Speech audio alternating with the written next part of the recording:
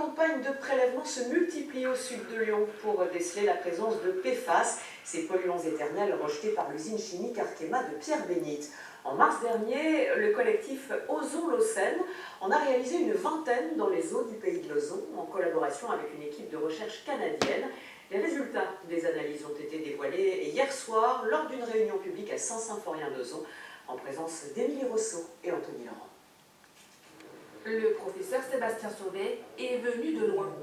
Du Québec au sud-est lyonnais, ce chimiste a traversé l'Atlantique pour venir présenter les taux de PFAS qu'il a retrouvés dans le secteur. Vous avez ici l'eau de rivière de 42 à 145. C'est quand même des concentrations très élevées dans l'eau d'une rivière. Inquiétant, mais pas surprenant, car nous sommes ici au cœur de la zone rouge. Une zone où l'eau potable, qui vient de la nappe phréatique du Rhône, est polluée par les PFAS. Les taux sont jusqu'à 3 fois supérieurs à la norme européenne.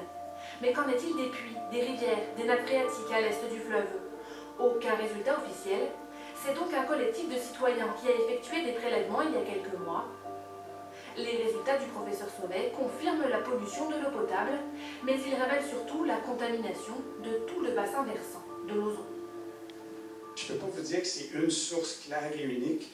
Bon, peut-être que ça vient d'un site ou de sites limités, mais le cumul de ce qu'on voit, il y a des molécules historiques, il y a beaucoup de PFOA et de PFOS, mais il y a aussi des fluorotélomères, il y a des courtes chaînes, il y a des nouveaux PFAS beaucoup plus récents. On l'a fait parce qu'on voulait savoir, on voulait comprendre, et effectivement, on aurait préféré se tromper. Malheureusement, il se trouve que l'on a une contamination qui est quand même non négligeable sur le territoire, et donc, effectivement, ça va demander à ce que les autorités prennent un certain nombre de mesures.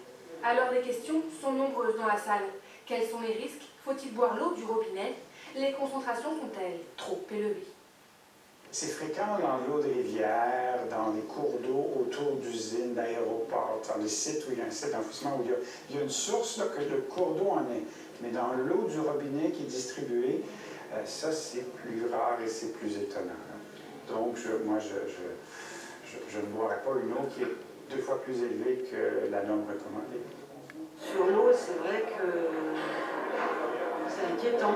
C'est vraiment inquiétant. Je pense que chaque élu de chaque commune aujourd'hui doit prendre ses responsabilités également et puis aller de l'avant. Le collectif demande l'installation d'une station de filtration pour l'eau potable et pour affiner ses premiers résultats, une nouvelle campagne de prélèvement est prévue dans les mois prochains.